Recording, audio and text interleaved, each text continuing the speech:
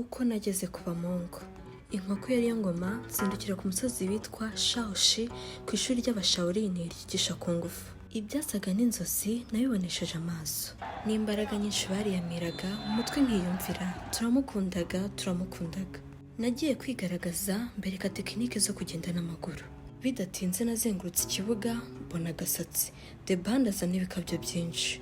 Mu kutwiyereka bahereye kuri tekinike z'ubusinzi, uw'amaguru y'icyuma araza, undi amanyu amabuye n'intoki, ntangira kwibaza niba abana bishimye.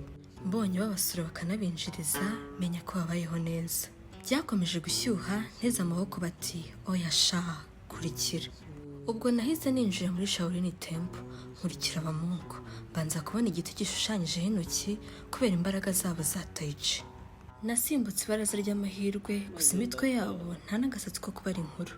Nakomeje njya kureba Buda, imyemerere yabo iratangaje.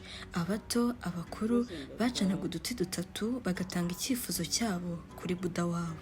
Bizerera mu mbaraga, ibyishimo, amahoro y'umutima ndetse n'umutuzo.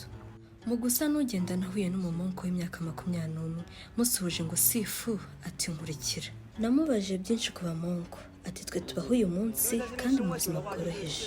Dusiga byose harimo n'umuryango, tukabaho twiga kandi dukurikiza amategeko. Nuko anyigisha agatekinike nzajya niratana, mwigisha kwifotoza, nuko ndagenda.